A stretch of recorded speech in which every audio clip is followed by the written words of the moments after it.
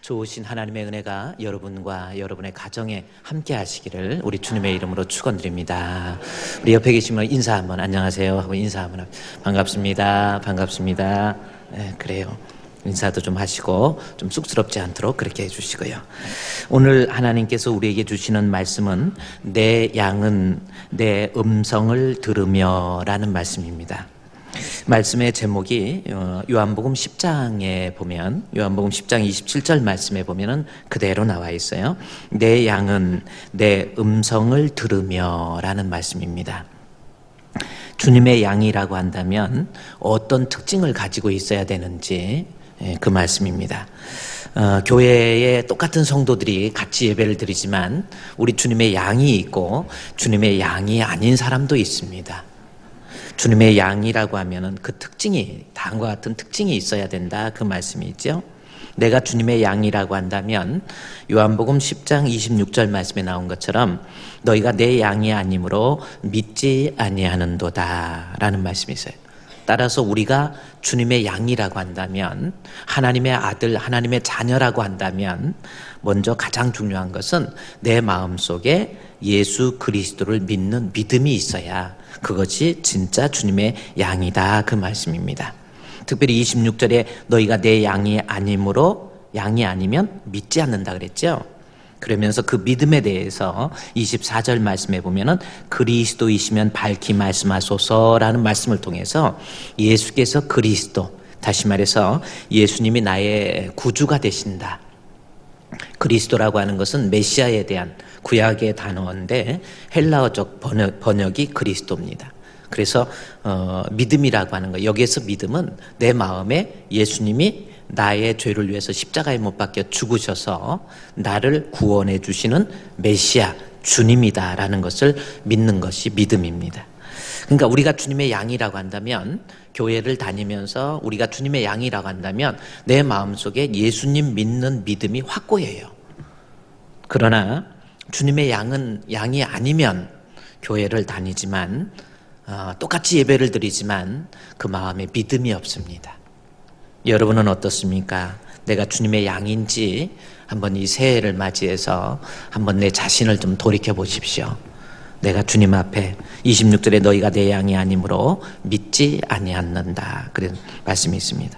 두 번째로 우리 주님의 양이라고 한다면 두 번째 특징이 있습니다. 27절 말씀에 보면 내 양은 특징이 있어요. 두 번째 내 음성을 들으며 라는 말씀이 있습니다. 내 양은 내 음성. 그러니까 저와 여러분이 주님의 양이라고 한다면 주님의 음성, 내 음성입니다. 이것이 주님의 음성인지 나의 주인의 음성인지 양은 정확히 구별을 한다 그 말씀이에요. 오늘날 교회를 다니면서 우리가 주님의 양이라고 한다면 믿음이 있는 주님의 양이라고 한다면 이것이 이 소리가 이 음성이 나를 영생으로 인도하시는 우리 예수님의 말씀인지 아니면 나로 하여금 멸망하게 하는 타인의 음성 마귀의 소리인지를 양은 구별할 줄 알아요. 다른 건 몰라도 소리를 명확히 구별할 줄 안다 그 말씀입니다. 10장 4절 말씀에 한번 볼까요? 요한복음 10장 4절에 자기 양을 다 내어놓은 후에 앞서가면 양들이 그의 음성을 안다 그렇게 기록되어 있어요. 그러니까 이게 주인의 음성인지 아닌지 양은 구별할 줄 알아야 돼요. 그렇죠? 그러면서 5절에는 타인의 음성은 알지 못하는 고로 라는 말씀이 있어요. 타인의 음성. 여기서 타인의 음성, 주인의 음성인지 타인의 음성인지 양은 비록 좀 다른 짐승들에 비해서 뭐 날카로운 이빨이 있는 것도 아니고 발톱이 있는 것도 아니고 코끼리처럼 등치가 큰 것도 아니고 얼룩말처럼 빨리 달릴 수 있는 것도 아니에요. 양은 혼자는 살 수 없습니다. 그러나 목자가 있으면 분명히 살게 되는데 그 양에게 있어서 특징은 주인의 음성을 구별할 줄 알아야 돼요. 여기서 타인의 음성이라고 5절에 나와 있는데 이 타인은 어떤 타인이냐면 어떤 사람으로 얘기하고 있냐면 본문 8절 말씀에 보면 여기서 타인은 여기 타인은 먼저 온 자들은 절도요 강도라는 말씀 도적이라고 하는 겁니다. 그러니까 도적의 나를 이게 도적의 소리인지 주인의 음성인지를 구별할 줄 아는 것, 그게 양에게 있어서의 특징이라고 하는 겁니다. 여기서 도적은 어떤 특징이 있냐면 10절 말씀해 보면 10절에 또 보십시오. 여러분이 성경을 보십시오. 도둑이 오는 것은 뭐하고? 도둑질하고. 10절에 도둑이 오는 것은 도둑질하고, 그 다음에 죽이고. 여기서 죽인다는 것은 육신적으로 망하게 하는 거예요. 그 다음에 멸망시키는 것은 사후의 멸망입니다. 이거는 아폴레이안이라고 하는 사후의 멸망, 헬라어에 보면 그 뜻이에요. 그러니까 타인의 음성, 도둑의 음성, 도둑은 나로 하여금 죽이고 도둑질하고 강도하고 멸망시키는 것뿐이요, 그렇게 기록되어 있죠. 그래서 그 도둑은, 그러나 주인은 내가 온 것은 양으로 생명을 얻게 한다라는 말씀이 있습니다. 그러니까 내가 양이라고 한다면, 주님의 양이라고 한다면 내게 생명을 주시고자 하는 주인의 음성인지, 나로 하여금 망하게 하고, 나로 하여금 실패하게 하고, 나로 하여금 곁길로 가고 딴 길로 가고, 나로 하여금 도적질 당하고 강도질 당하고, 나로 하여금 멸망하게 하는 마귀의 소리인지 아닌지를 구별할 줄 안다, 그 말씀이에요. 여러분, 우리가 신앙생활하면서, 믿음 생활하면서요, 죽을 때까지 믿음 지키는 게 쉬운 게 아닙니다. 믿음을 갖기도 어렵지만 죽을 때까지 믿음 지킨다는 것도 쉬운 것이 아니에요. 왜냐하면 마귀는 두루 다니면서, 성경에서 표현하기를 굶주린 사자가 두루 다니면서 삼킬자를 찾는다 그랬어요. 그러니까 마귀가 여러분의 믿음을 빼앗기 위해서 도적처럼, 도적이 뭐 소문내고 오는 거 아니잖아요. 내가 내일 새벽에 2시 30분에 니네 집에 훔치러 갈 테니까 준비하고 있어. 그런 도적이 어디 있습니까?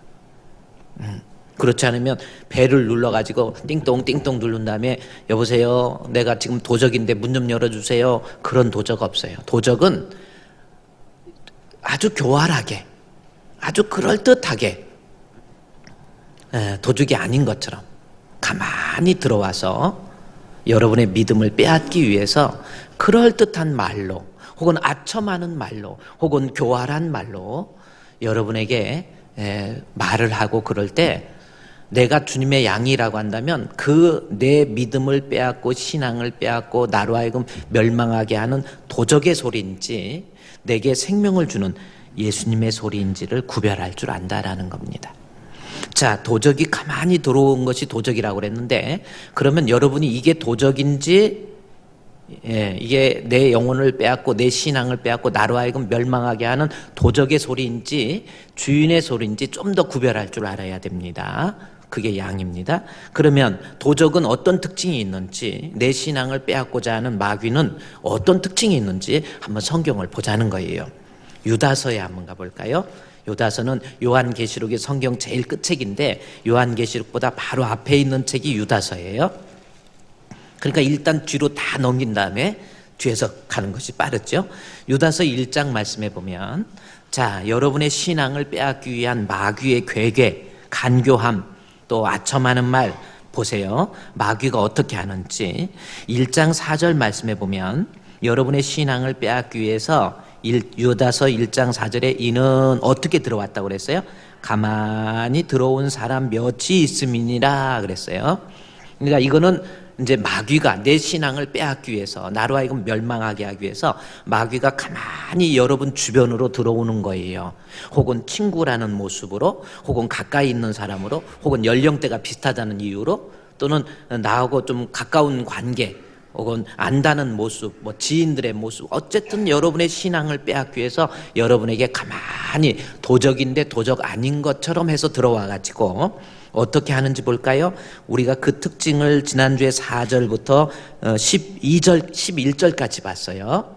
자, 도적이 어떤 특징이 있는지 우리가 미리 알고 대비를 해야만이 우리는 양으로서 우리의 주인의 음성을 구별하고 죽을 때까지 믿음 지킨다고 그랬는데, 가만히 들어온 도적이 12절에 보십시오. 어떻게 하는지. 자, 우리 11절까지는 지난주에 공부했으니까 12절. 가만히 들어온 도적이 12절은 어떻게 합니까? 그들은 특징이 있어요. 그들은 기탄 없이 너희와 함께 먹으니 너희의 예찬에 암초요 라는 말씀이 있습니다. 여기서 먹는다라고 하는 것은 이때 당시에 초대교회에서 행해지고 있었던 성찬과 예찬, 오늘날은 성찬이 따로 구별되어 있죠. 성찬식 하잖아요. 그런데 이때 당시에는 성도들이 같이 모여서 성찬식과 예찬을 같이 했어요. 그러니까 빵을 먹으면서 우리 예수님의 살을, 예수님의 피를 기념하는 그러한 의식과 함께 우리 성도들이 같이 모여서 교제하면서 예찬의 식사를 나누었다라는 겁니다. 자, 그런데 여러분의 믿음을 빼앗기 위한 도적, 가만히 타인의 음성이 뭐냐면 그들은 12절에 기탄 없이 너희와 함께 먹고 있어요. 이것은 무슨 말씀입니까? 아무런 거리낌 표현하는 게 아니라는 거예요. 내 신앙을 빼앗기 위한 마귀가 여러분과 함께 가까이 있으면서 같이 교회에서 교제도 하고 여전도회 남전도회도 가입도 해 있고 같이 믿음 생활하고 같이 식사도 하고 같이 교회 활동도 다 하는 거예요. 아무런 거리낌이 없이 아무런 표도 안 나게 여러분 주변에서 그들은 기탄 없이 너희와 함께 먹으니 그 말씀입니다. 결국은 예찬의 암초, 너희의 예찬의 암초라고 하는 것. 결국 나로 하여금 가만히 들어와서 아무 거리낌이 없이 여러분과 같이 믿음 생활하고 있지만 언젠가는 이 사람이 여러분으로 하여금 같이 교회의 공동체에서 이탈하도록 만드는 예찬의 암초다 그 말씀입니다. 여러분의 믿음을 빼앗기 위한 마귀의 괴계를 우리가 이해해야 돼요. 그리고 자기 몸만 기르는 목자요 라는 말씀이 나와요. 자기의 육신적인 욕심으로 가득 채워져 있는 사람입니다. 나로 하여금 교회에서 분리되고 이탈되도록 만들고 교회 사랑하는 마음에서 떠나게 만들어지고 뭔가 이 교회에 교제하는 데 있어서 예찬의 암초가 돼서 나도 결국은 내 마음을 흔드는 그러한 모습, 그리고 육신적인 욕심으로 가득 차 있는 모습. 그 다음에 보십시오. 12절에 바람에 불려가는 물 없는 구름이라는 거죠. 그럴듯해요. 구름이 막 이렇게 뭉게구름처럼 있어가지고 그럴듯하지만 사실은 사람에게 유익을 주는 물 한 방울 없는 구름, 이거예요. 그러니까 여러분의 신앙을 빼앗기 위한 마귀의 모습이 이런 모습으로 그럴듯하게 있지만은 사실은 여러분에게 아무 유익이 되지 못하는 사람, 그러한 모습으로 나타납니다. 그리고 이 사람들은 죽고 또 죽어 뿌리까지 뽑힌 열매 없는 가을나무와 같이 하나님으로부터 버림받은 사람이라는 거예요. 자, 여러분, 내 양은 내 음성, 나로 하여금 생명을 주는 주님의 음성을 잘 들을 줄 알고 구별할 줄 알아요. 내 신앙을 망하게 하고 나로 하여금 육신적으로 패하게 만들고 나로 하여금 하나님 앞에 구원에서 멀어지게 만드는 마귀의 소리를 구별할 줄 알아야 된다 그 말씀입니다. 또 하나 13절에 자기의 수치에 거품을 뿜는 바다의 거친 물결이요 라는 말씀이 나와요. 자기의 수치의 거품이라는 게 뭐예요? 죄를 짓고 있는 거, 그 죄를 마치 자랑스럽게, 그러니까 교회에 대해서 불평하고 원망하는 거 있잖아요. 그건 수치스러운 것이고 하나님 앞에 무서운 죄인데도 그거 그렇게 죄로 생각 안 해요. 자기의 수치를 거품을 뿜는 바다의 물결처럼 아무렇지도 않게 막 교회에서 은근히 불평하면서 나로 하여금 거친 물결이 돼서 휩쓸어 가버릴 수 있도록 내 마음을 빼앗기 위한 마귀의 모습 보십시오. 그들에게는 영원히 예비된 캄캄한 흑암, 지옥에 들어갈 유리하는 별들이다 그렇게 나와 있죠. 그러면서 16절에 보십시오. 이 사람들은 뭐하며? 16절 1장 16절. 자, 지금 이게 마귀의 소리인지 내게 생명을 주시고자 하는 주인의 음성인지 양은 구별할 줄 알아야 됩니다. 16절에 이 사람들은 뭐하는 자예요? 자꾸 원망하고 그 다음에 뭐예요? 불만을 토한다라는 거죠. 지저분하게 막 자꾸 불만을 토하고, 그래서 교회에 대해서 불평을 자꾸 토하고 목사님에 대해서 원망하고, 여러분 자꾸 주변에서 이래가지고 나로 하여금 이게 내 영혼을 죽이는 마귀의 소리인지 아니면 나로 하여금 생명을 주는 주인의 음성인지를 구별을 못하고 여기 원망하고 불만하고 끝없어요. 여러분 주변에서요, 교회에 대해서 자꾸 불평을 늘어놓고 목사님에 대해서 막 섭섭하고 원망하고 막 이런 거 늘어놓은 사람 있잖아요. 그게 그 사람이 하는 게 아니고 마귀가 하는 짓이에요. 여러분 신앙 지키기가 쉬운 게 아닙니다. 그렇죠? 원망, 아무리 잘해도 모세를 보십시오. 모세가 목회를 해도 모세가 이스라엘 백성 광야 교회라고 하잖아요. 이스라엘 백성 이끌고 갔는데도 불구하고 거기에 보면 허다한 잡족이라고 그렇게 표현했어요. 이스라엘 민족 중에 섞여오는 허다한 잡족에 대해서 그 다음에 성경에 탐욕을 품은 자 그렇게 나와 있어요. 교회는 다니지만 믿음이 없는 허다한 잡족이 뭐예요? 잡족 우리말로는 뭐예요? 잡놈? 좀 표현이 그러네요. 잡족들 이런 사람들 그 특징이 뭐냐면 모세가 목회를 한 모세의 온유함이 지면의 모든 사람보다 승했거든요. 모세 같은 사람이 목회를 해도 모세를 향해서 고라와 다단과 아비람과 온이 죄종 모세를 향해서 원망하잖아요. 그래서 여기 11절에서도 고라의 패역을 따라 멸망을 받았도다라는 말씀이 있잖아요. 그래서 모세가 목회를 해도 불평하고 원망하는 사람은 원망해요. 여러분으로 하여금 불평하고 원망하고 여러분 그런 것 자꾸 여러분 주변에다 심어주는 사람이 있어요. 예수님이 목회를 하셔도요, 예수님을 향해서 원망하고 불평하는 사람이 있어요. 세상의 지구상에는요, 목사님 완전한 사람 없습니다. 완전한 사람 없어요. 끝이 없습니다. 원망하고 불평하는 그 사람이 나쁜 것이지 세상에 그래도 좋은 목사님들이 얼마나 많으신데 광명에도 좋은 목사님들 정말 많으세요. 그런데도 사람이 마귀에게 조종이 되면 자꾸 원망해요. 그리고 불만합니다. 은혜가 안 돼. 불만은 만족하지 못해. 은혜가 안 돼. 그러면 자꾸 은혜가 안 돼. 교회에 불평하고 원망하고 은혜가 안 돼. 그 소리를 자꾸 들으면요. 그 사람도 넘어간다니까요. 아유, 저 사람은 안 넘어갈 거야 했는데 그 사람도 넘어가고 어느 날 갑자기 이게 눈빛이 틀려져. 사람은 눈을 보면 알잖아요. 그렇죠? 그래서 우리 눈으로 말해요. 살짝국 말해요. 남들이 알지 못하도록 눈으로 말해요. 어디서 많이 들어본 찬송 아니에요? 여러분 눈이라는 게 참 중요해요. 근데요, 누가 여러분 주변에서 나로 하여금 내 신앙을 빼앗기 위해서 마귀가 가장을 해가지고 원망하고 불평해가지고 교회에 대해서 안 좋은 감정 심어주고 목사님 말씀에 은혜가 되네 안 되네 그런 거 자꾸 심어주다 보면 아니네 하다가도 여러분도 넘어갑니다. 여러분도 넘어가요.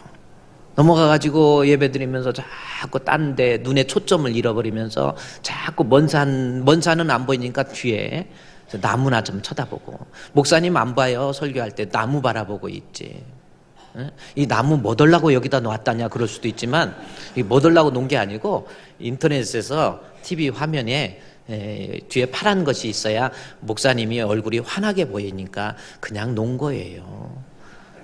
근데 자꾸 여러분 신앙생활 하다가 여러분 주변에서 주의 종에 대해서 불만하고 은혜가 안 되네 뭐네 이런 소리 자꾸 여러분이 듣잖아요. 그러면 여러분도 모르게 자꾸 주의가 산만해지고 말씀이 들어오지를 않습니다. 예배를 드려도 드려지지가 않아요. 찬송을 부르는데도 찬송할 때 이렇게 보면 입 하나 까딱 안 하는 사람이 있어요. 처음부터 끝까지 찬송할 때 가만히 있는.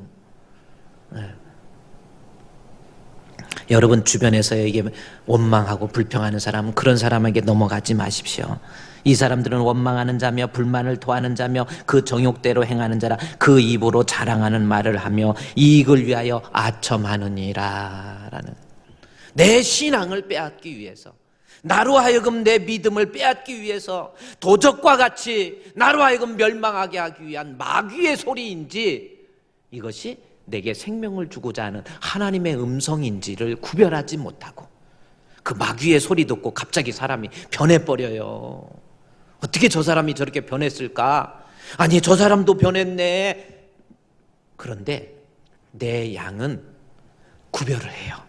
이것은 나에게 생명을 주는 주님의 음성, 이것은 나로 하여금 멸망하게 하고 나로 하여금 바른 길을 떠나게 하는 마귀의 소리인지 타인의 음성인지 정확히 구별해가지고 누가 뭐라고 해도 별소리를 다 해도 은혜 안 되면 진화 안 되지 무슨 소리야 딱 끊어버리는 사람이 있어요. 왜 그런 줄 아십니까? 내 양은 내 음성을 알아요. 이게 주인의 음성인지 나를 망하게 하는 마귀의 소리인지. 여기 아첨하느니라 그랬죠? 아첨하는 자. 뭡니까? 그럴듯한 말로 내게 와서 아첨을 하면서 그럴듯하게 이야기해요. 여러분은 주님의 양입니까? 주님의 양이라고 한다면 우리 주님의 음성 구별하세요.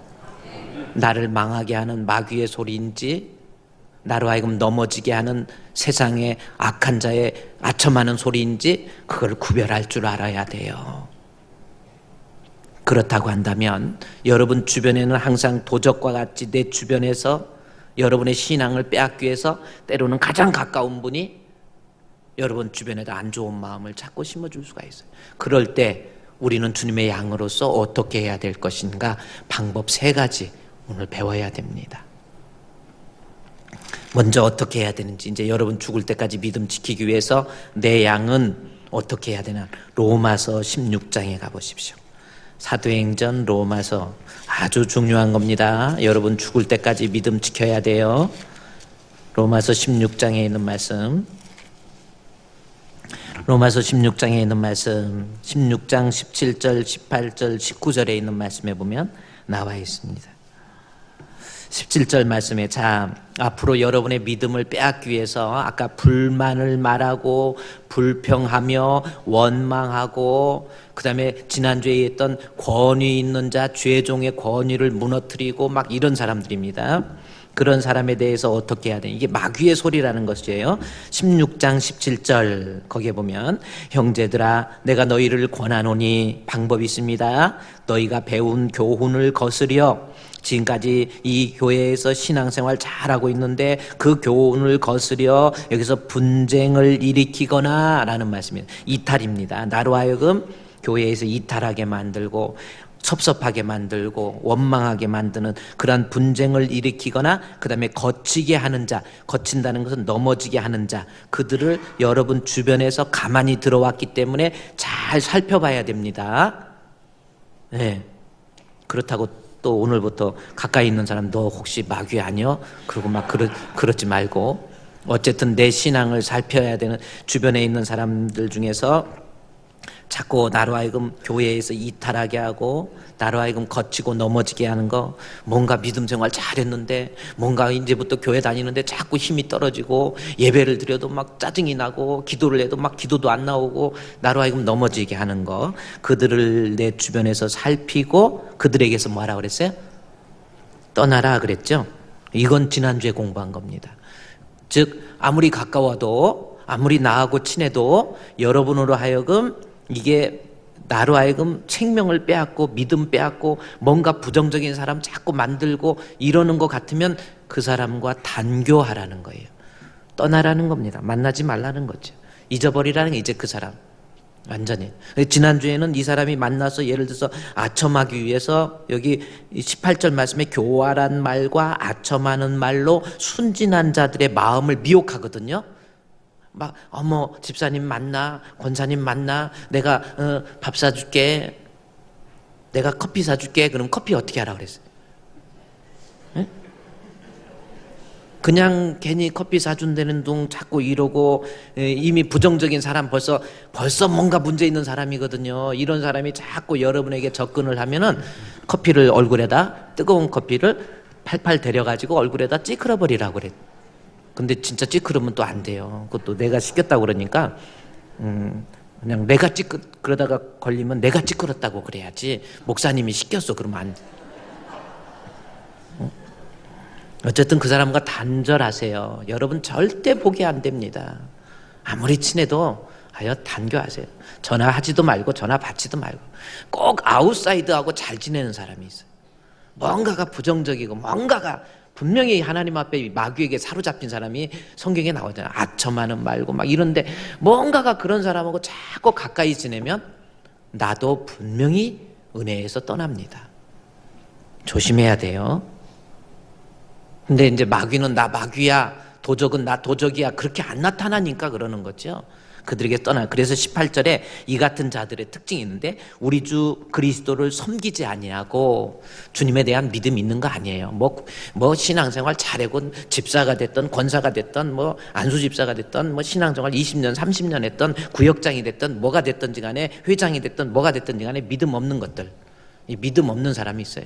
그리스도 사실은 섬기는 마음이 아니고 믿음이 없어서 습관적으로 신앙생활을 하는 사람이 있거든요. 그런 사람에게 혹시 마귀가 들어가서 그 사람으로 하여금 내 신앙을 빼앗기 위해서, 보세요, 섬기지 아니하고 다만 자기들의 배만 섬기나니 어떻게 합니까? 교활한 말과 아첨하는 말로. 아주 교활한 말이에요. 교활한 말이라는 것은 원래 원어 성경의 단어를 해석하면 거짓말입니다. 말도 안 되는 거짓말 가지고 그럴듯하게 나를 영적으로 사기치는 거예요. 지금, 아이고, 집사님 어때? 하면서 아주 그럴듯하게 교활한 말과, 그 다음에 때로는 하첨을 해요. 집사님, 내가 집사님을 얼마나 사랑하는데, 집사님 내가 얼마나 사랑하는지 몰라. 집사님, 나는 집사님을 내 친동생 같이 생각해. 뭔 친동생이 그렇게 그냥 느닷없이 친동생이 되나요? 또 어떤 사람은 조금 아버지, 뭔 아버지야? 이게 뭐냐면 아첨하는 말이에요. 아버지라고 그러고 언니라고, 교회에서 자꾸 언니 동생 그러는 거 아닙니다. 자꾸 목사님 보고 오빠라고 그러고, 그거는 그런 대로 괜찮아요. 그럴 수도 있지만, 갑자기 여기 보면은요, 여러분 죽을 때까지 내 양은 내 음성 분별해가지고 죽을 때까지 신앙 지킨다니까요. 근데 주님의 양이 아닌 것들은 벌써 그런 말 듣고 싹 변해버려요. 언제 변했는지 확 갖고 갑자기 눈빛이 이상하면서 눈이 뱀눈이 된다든지, 얼굴에 인상에 근육을 다 빼버리면요, 진짜 무서운 모표정, 그게 소위 말하는 시체 표정이라는, 시체 표정 한번 해볼까요? 이게 진짜 무서워. 해가지고 시체.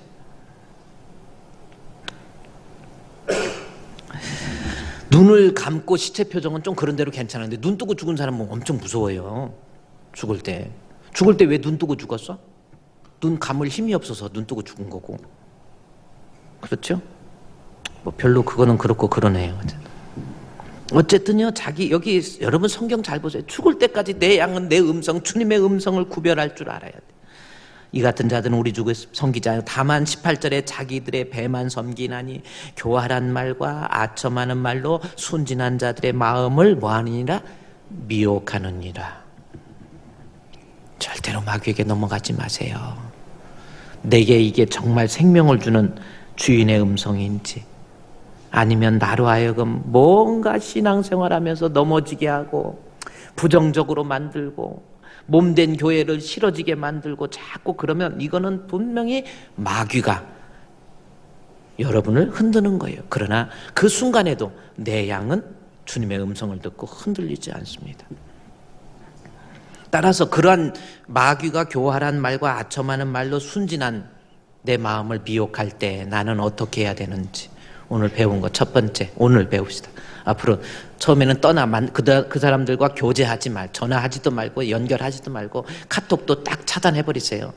어떤 사람은 그냥 그 사람 잘못된 건 알긴 하지만 그래도 카톡은 그냥 놔둘래 해갖고 카톡에 들어가고 카스토리 들어가고 사진 보고 뭐하고 다 보고, 그것도 아니야. 그냥 카톡도 딱 끊어버려. 하여튼 단절을 해야 됩니다. 그리고 또 하나 19절에 교활한 자들의 말로 순진한 자들의 마음을 미혹하면, 19절을 방법, 우리의 신앙을 지키는 양은 어떻게 해야 됩니까? 너희의, 읽으세요, 뭐예요? 순종함이 모든 사람에게 들리는지라. 이것은 뭐예요? 주의 종의 음성에 순종하라는 거예요. 다른 사람들에게 들릴 만큼 확실하게. 그러니까 그 사람들 아첨하는 말, 교활한 자의 말, 거짓말로 나로 하여금 내 마음에 불평을 심어주고 원망을 심어주고 뭔가 교회 사랑하는 마음에서 멀어지게 만들고 교회 안 다니고 싶어하고, 이런 사람들의 말을 듣지 말고 주의 종의 음성을 순종할 줄 아는 그러한 사람이 되라, 그 말씀이에요. 목자의 음성을 들으라는 겁니다. 그럴 때 왜 그런 사람들, 말도 안 되는 왜 마귀의 소리를 듣고 왜 거기에 현혹돼서 미혹돼서 왜 흔들립니까?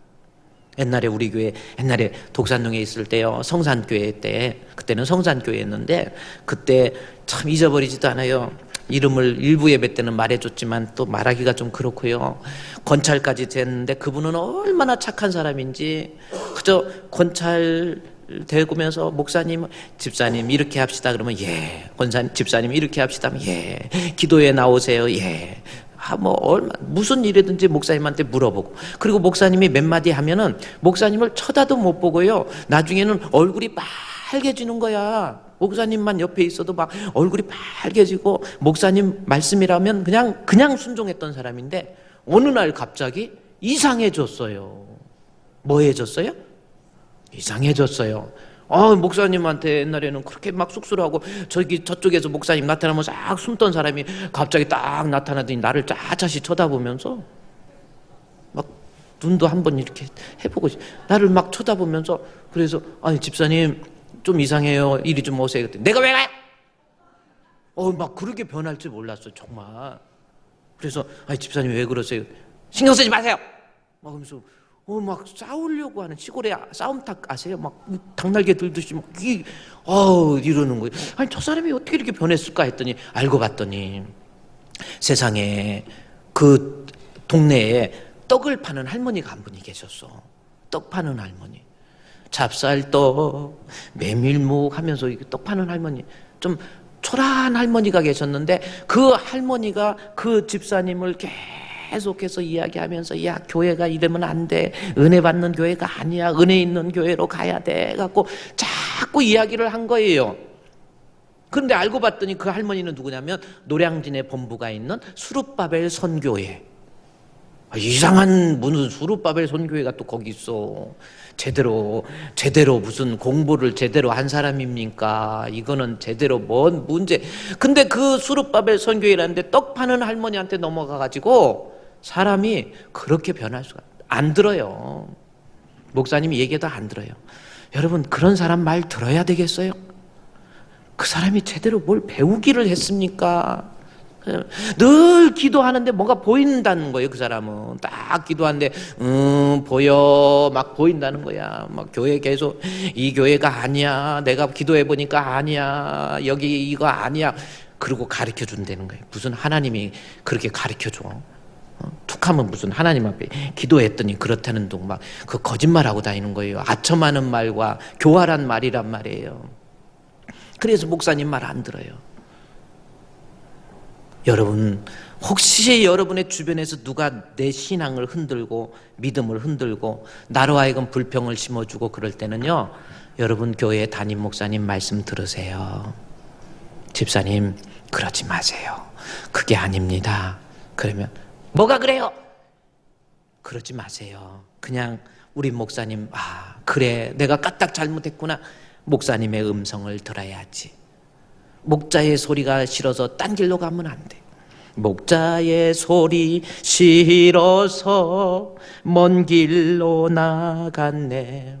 방탕한 이 몸은 불효막심하여 아버지 음성 싫어서 먼 길로 나갔네. 참 여러분 그런 모습 아닙니까? 앞으로는요 뭔가 내 믿음 흔들고 제발 내 양은 내 음성 들어, 나에게 생명을 주는 말이 어느 건지를 좀 구별할 줄 알아야 돼. 바보같이 어떻게 그런 사람들의 말에 넘어가 가지고 은근히 불평하고 원망하는 사람 말에 넘어가 가지고 내가 넘어지면 우리 자식들까지 무너져요. 아버지 어머니가 믿음 안에서 우리 주님의 양이 되어서 주님이 주시는 음성 구별하면서 그런 사람 되시기를 바랍니다. 주님의 음성, 주의 종의 목소리 듣고 순종하세요. 그런 바보 같은 사람들 말 듣지 마세요. 또 하나, 우리가 신앙을 그러한 교활한 자들의 모습에서 내가 신앙을 끝까지 지키기 위해서는 이제는 에베소서 4장입니다. 에베소서 4장에 있는 말씀에 가보니까 에베소 4장에 가보십시오. 4장 14절 말씀, 4장 14절, 예배서 4장 14절 말씀해 보니까 이는 우리가 이제부터 어린아이가 되지 아니하여, 보세요, 신앙 안에서 어린아이니까 속임수, 사람의 속임수, 간사한 유혹, 그 다음에 온갖 교훈, 이단들 교훈, 그러한 바람에 밀려가지고 자꾸 흔들리는 사람. 그렇죠? 왜 그렇습니까? 신앙 안에서 어린아이니까 그래요. 따라서 나를 넘어지게 하는 이 타인의 음성, 넘어지게 하는 마귀의 소리로부터 구별하고 내가 이 상태, 이러한 상황 속에서 내 믿음을 지키려면 14절에 이는 이제부터 어린아이가 되지 아니하여 사람의 속임수 간사한 유혹에 빠져 온갖 교훈에 풍져 밀려 요동하지 않게 하려 함이니라. 그랬으니까 이는이 뭐예요? 어떻게 하면 이렇게 흔들리지 않고 내 믿음을 지킬 수 있어요? 13절에 중요한 거예요. 우리가 다 하나님의 아들을 뭐하는 것과 믿는 것과 아는 일에 하나가 되어 온전한 사람, 그리스도의 장성한 분량에까지 자라나면, 내 신앙이 자라나면, 내 믿음이 자라나면 웬만한 마귀의 유혹에 흔들리지 않아요. 믿음이 어린아이가 되니까. 애기들 보세요. 왜 신앙 안에서 어린아이가 돼가지고 아직도 애기들 달콤한 말에 넘어갑니까? 좀 영적인 분별력을 가지고 이게 나를 살리는 건지 나를 죽게 하는 건지 구별할 줄 알아야지요. 그렇지 못하는 이유가 신앙이 장성하지 못해서 그래요. 따라서 믿음이 장성해야 되는데 본문에 보십시오. 13절에 중요한 거 얘기합니다. 우리가 다 하나님의 아들을 뭐하는 것과 믿는 것과 그 다음에 아는 것에서 동시에 자라나야 돼요. 여기서 믿는 거라고 하는 것은 하나님이 내게 주시는 은혜, 그러니까 믿음 생활하면서 은혜도 받아야 되고 그 다음에 아는 일, 지식입니다. 하나님 말씀의 지식, 이게 신앙이에요. 우리의 신앙은 내 마음에 뜨거움도 있고 머리에 냉철함도 있는데 우리의 신앙이 자라난다라는 것은 내가 내 마음 속에서 우리 주님 앞에 신앙생활하면서 하나님이 주신 은혜에서 자라고 지식에서 자라나야 돼. 이것이 또 어디냐면요, 우리 베드로후서 마지막 베드로 히브리서, 야고보서, 베드로전서, 베드로후서가 있는데 보세요. 여러분의 믿음 흔들리지 않게 베드로후서 3장에 보니까 베드로후서 3장 17절 말씀에 보면 거기 베드로후서 3장 17절 말씀에 그러므로 이제 앞에 보세요. 자, 우리의 믿음이 흔들리지 않기 위해서 그러므로 사랑하는 자들아 너희가 이것을 미리 알았은즉 무법한 자들의 미혹에 이끌려서 너희의 굳센 데서 떨어질까 삼가 조심하라는 거거든요. 그러면서 이것을 이겨내기 위해서 내 믿음이 나를 망하게 하는 마귀의 소리로부터 내 신앙을 지키기 위해서는 18절에 오직 우리 주 곧 구주 예수 그리스도의 뭐에? 은혜와 그를 아는 지식에서 어떻게 해요? 자라나야 돼요. 신앙이 자라나면, 신앙이 장성한 사람이 되면 웬만한 유혹에 안 넘어가요. 그래서 믿음이 자라나야 돼요. 그런데 믿음이 자라날 때 보세요. 예수 그리스도의 은혜에서도 자라나고 지식에서도 자라나라는 겁니다. 그러면 은혜는 또 뭘까라는 겁니다. 은혜는, 지식은 하나님 말씀, 그래서 믿음이 말씀의 기초에서 딱 자라나는 거, 이거 중요한 거예요. 그렇죠? 말씀 없이 은혜 말씀만, 은혜 필요 없어, 말씀만 있으면 돼, 그것도 아니에요. 은혜와 지식에서 동시에 자라나야 돼요. 성도들이 신앙생활하면서 중요한 게 내가 하나님과 나와의 관계 속에서 하나님이 주시는 특별한 은혜를 체험하는 사람, 이 사람 정말 중요한 거예요. 은혜의 체험이 있어야 돼요. 여기에서 본문에 18절에 은혜와 지식에서 자는, 은혜가 뭐냐면 헬라어로 카리스마입니다. 뭐 있음마? 없어 임마? 카리스마. 이게 카리스마라는 거예요. 헬라어에 카리스마 이렇게 기록되어 있어요. 카리스마. 이거 카리스마라는 게 무슨 뜻이냐면, 여러분이 종종 사용하는 단어인데, 카리스마는 하나님이 다른 사람들 말고 나에게만 주신 특별한 은혜를 말할 때 카리스마라 그러는 거예요. 남들이 알지 못하는 하나님과 나와의 관계 속에서 하나님이 주시는 뜨거움, 또한 체험, 다시 말해서 어느 때? 기도할 때 하나님 앞에 내가 어떤 문제를 놓고 기도했더니 하나님께서 나의 부르짖음에 들어 응답해 주셔서 그 기도를 통한 뜨거움, 야, 이거 한번 남들이 알지 못하는 나만의 신앙의 체험, 그게 은혜입니다. 성도는 이게 필요해요.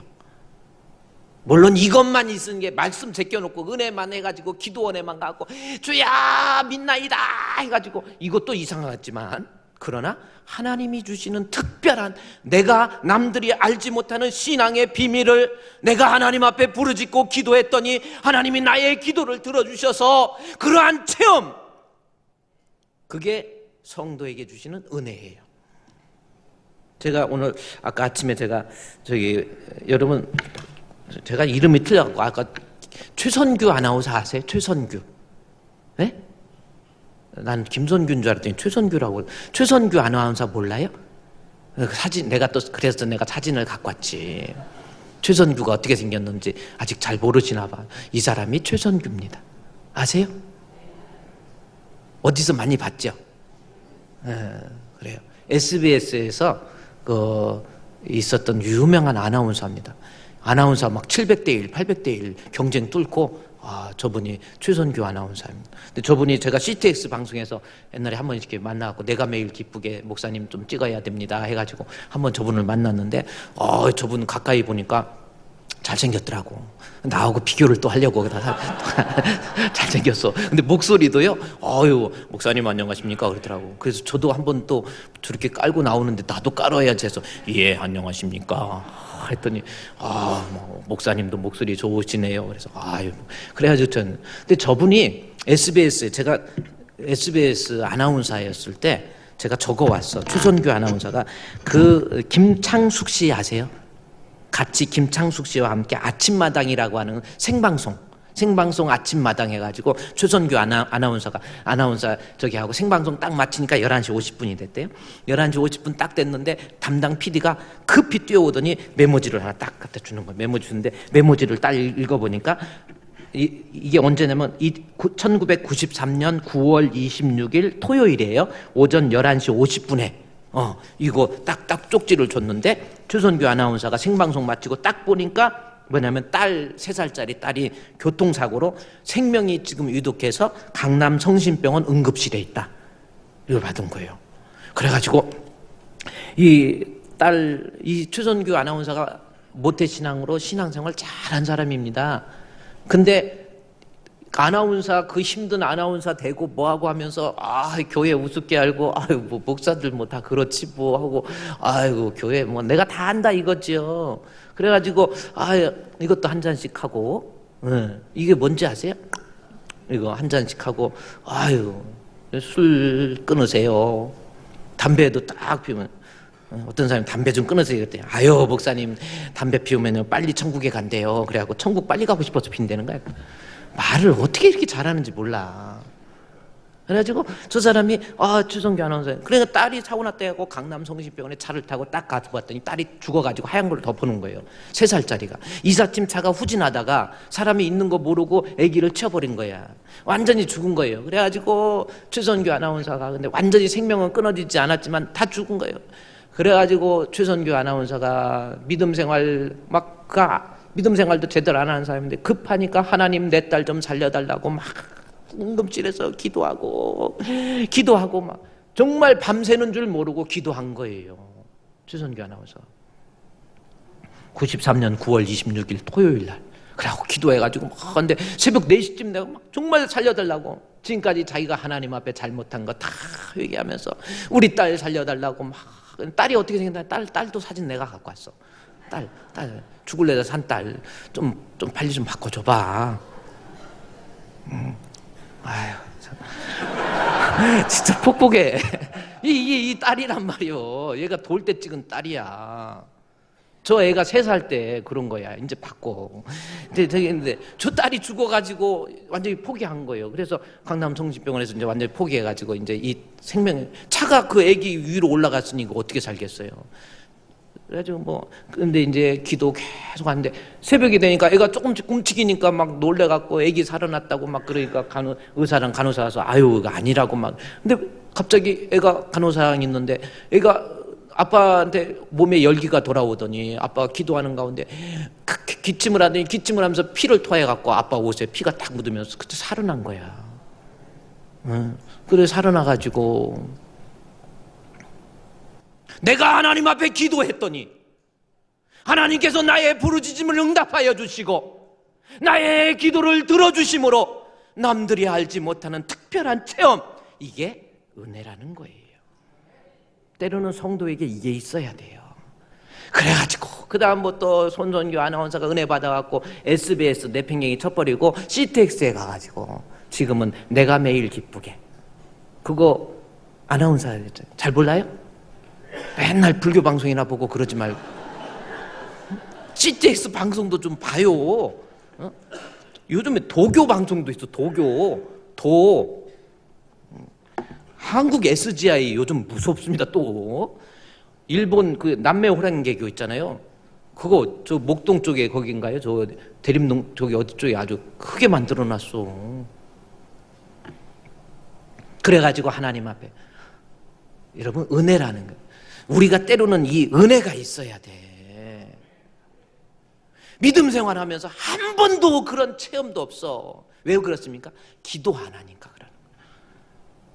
내가 하나님 앞에 기도함으로 내 가정을 놓고 기도하는 거예요. 우리 아이들을 놓고 기도하는 거예요. 내 신앙을 놓고 하나님 앞에 정직한 모습으로 주여 주여 하고 부르짖고 기도하는 가운데 하나님이 나의 부르짖음을 들으시고 주님을 만나고 주님을 체험하는 거, 이게 카리스마입니다. 뭐 어떤 사람은 김정일한테, 김일성한테는 카리스마가 있어. 뭔 걔한테 그 칼이 있지 진짜. 그거 아니에요. 카리스마의 원래의 뜻은 내가 부르짖고 기도하는 가운데 하나님이 주시는 나만의 특별한 체험. 여러분, 믿음 생활하면서 그런 사람이 좀 되세요. 제발 기도, 막 억지로 목사님이 기도하라 하니까 할 수 없이 그냥 심야기도 나와가지고 그냥 나오긴 나오는데 그냥 채찍에 마저 끌려가다 쓰러지다 그냥 1년에 한 번이나 나오나 두 번이나 나오나, 그것도 한 번 나오면 다행이지. 아직 어떻게 하나님이 은혜를 주겠어요? 때를 따라 공급해 주시는 은혜를 얻기 위해요. 은혜의 보좌 앞에 담대히 나오라 그랬는데 때로는 기도하러 나오시라니까요. 그래서 내 마음속에 내가 하나님 앞에 부르짖었더니 남들이 알지 못하는 그 믿음의 체험, 신앙의 체험, 이것이 은혜예요. 이 은혜에서 자라나야 돼요. 이거 은혜가 없으니까 언제 무너질지 몰라. 이 사람이 20년 30년 했으면 뭐합니까? 안수 집사 되고 장로 되고 그러면 뭐합니까? 무너지는데요. 은혜가 없으니까. 억지로 기도시킨 거 말고 내가 정말 부르짖고 기도하고 싶은 거예요. 와서 내 발걸음으로 와서 내 목소리로 여호와께 부르짖고 기도하고, 그러다 좀 하나님도 좀 만나고 체험하고. 이게 없으면 신앙 무너져요. 여러분 주변에 와가지고 도적이 와가지고 아첨하는 말, 간교한 말로 살짝살짝 얘기하는데 다 넘어가지요. 때로는 이단이 될 수도 있고 때로는 인격적으로 문제가 있고 신앙적으로 문제가 있어서 교회 불평하고 원망하고 이런 사람들이 여러분 주변에 와가지고 흔드는데, 은혜의 체험이 없으면 신앙이 불완전하다니까요. 여러분, 은혜의 방편은 하나님 앞에 기도예요. 제발. 그래서 성도들 이렇게 제가 목회하면서 보면 저 사람 믿음 생활하는 게 그렇게 힘들어. 아니, 저 사람 어떻게 해서 저렇게 됐지. 아니, 어떻게 신앙생활 오래 하니까 때가 되니까 뭐 안수집사도 되고 장로도 되고, 막 시골은 다 시간 되면 다 안수집사 되고 장로 되고 권사 막 돼요. 시골은 어느 시골 교회 30명 중에서 권사가 28명이고 집사는 2명밖에 없어. 누가 높은지 모르겠다는 거야. 높은 거 낮은 것도 없지만. 그래갖고 권사가 높은 거예요. 집사가 높은 거예요. 그래 뭐 나이가 돼서 그냥 장로 된 사람도 있어요. 장로가 돼가지고 성경책도 없어가지고 신방 갑시다 그랬더니 기도원에서 준 거 파란색 그냥 비매품 있잖아. 이거 들고 이러고 신방 온다고 따라왔더래. 성경 한 번도 안 읽어보고. 그러니까 느닷없이 장로 된 거야. 그러니까 은혜의 체험도 없고 말씀의 지식도 없는 거예요. 그래갖고 장로 돼가지고 막 이런 사람이 무서워. 교회에서 은혜 못 받은 사람, 은혜의 체험이 없는 사람, 말씀의 지식이 없는 사람이 무서워요. 마마보다 더 무서워 그거는. 그래가지고 막 이런 은혜 못 받은 사람 나중에 막 목사님한테 DRD가 뭔지 아세요? 들이대. 내가 알아서 믿음 생활하는 거지. 그런 거 갖고 나한테 뭐라고 그러면 그렇게 하면 안 놔도 막 이래요. 그래갖고 장로 되거나 안수집사 되거나 막 또 목사 됐어도 마찬가지. 장로 되면 막 시골에서는, 서울은 안 그러는데 내가 시골 또 충청도라고 그랬더니 충청도 사람들이 예배 집회 끝나고 나서 나 충청도인데 섭섭하다고 그래서 너무 섭섭해 하지 마. 딴 교회 가서는 또 경상도라고 그래. 내가 그래. 그래가지고 막 장로 돼가지고 은혜와 체험과 지식이 없이 나 높은가? 나 높은 게 배워. 장로면 상당히 높디야. 그래. 얼마나 높디야? 그러면 아주 높아. 그래. 한라산보다 높아? 그러면 아니 백두산보다 높을겨. 막 이러고 둘이 얘기하면서 나 백두산보다 높은가? 그럼 백두산이 높아? 비행기가 높아? 비행기가 더 높을걸? 그럼 내가 비행기만큼 높은 거요? 나 장로면 이렇게 높은 건가? 그럼 비행기가 높아? 원숭이 똥구멍이네. 그럼 원숭이 똥구멍은 빨가면 사과는 맛있어. 원숭이는 맛있어. 뭐 이렇게 하다가 은혜의 체험 없으면 무서워요, 여러분. 여러분 신앙 빼앗깁니다. 여러분, 우리 사랑하는 주품교회 성도 죽을 때까지 믿음 지키기 위해서는 나를 유혹하고 나로 하여금 부정적으로 만들고 신앙의 용기를 떨어뜨리고 뭔가가 섭섭하게 만들고 목사님 미워하게 만들고 이런 사람과는 단절하세요. 그리고 그런 사람 말 듣지 말고 목사님 음성을 들으세요. 그리고 자라나세요. 신앙에서 자라나세요. 첫째 뭐에 자라나야 돼요? 은혜에서 자라나야 됩니다. 다음엔 또 은혜에만 자라나도 또 문제가 돼. 막 뜨거워갖고 은혜만 자라나가지고 막 쭈야 어느 교회 부흥회 갔더니 처음부터 끝까지 계속 북만 치는 거야. 이 북치는 권사 때문에 내가 얼마나 또 한번 힘들었는지. 부흥회 가다 보면 웃겨가지고 막 전날부터 부흥회 막 북만 치는 거. 어디서 큰 북 하나 샀어요, 돈 주고. 계속 막 은혜가 아프가. 박자라도 맞으면 괜찮아. 맞지도 않아. 그냥 치는 거야, 처음부터 끝까지. 저 사람 좀 어떻게 좀 말려보라고 그랬더니 아니라고. 저 사람 말리면 큰일 난다고. 계속 북치는 아줌마 와가지고. 아니 직맨이 되려면은 코빅에 나온 것처럼 덩치도 또 크고 이렇게 하고 딱 치면 또 멋있지만 이 아줌마는 처음부터 끝까지 왜 그런가 했더니 귀가 잘 안 들렸는데 하나님 앞에 기도해가지고 하나님이 귀를 치료해 주셔서 은혜 받아서 그런다 이거야. 그래가지고 저런다고 하더라고. 그랬더니 지금은 귀 잘 들려요? 그랬더니 아니 치료 받았다가 또 안 들려요? 그러더라고. 은혜의 체험 중요합니다. 그러나 지식이 또 받침이 돼야 돼요. 기도하겠습니다. 하나님 감사합니다. 우리 사랑하는 주품교회 성도들 죽을 때까지 믿음 잘 지킬 수 있도록 도와주시옵소서. 주님의 음성을, 내게 생명을 주는 주인의 음성을 잘 분별해서 하나님 그 음성 따라가며 이제 주의 종의 말씀에 순종하고 믿음에서 자라날 수 있는 우리 성도가 되게 해 주시옵소서. 예수님의 이름으로 기도드리옵나이다. 아멘.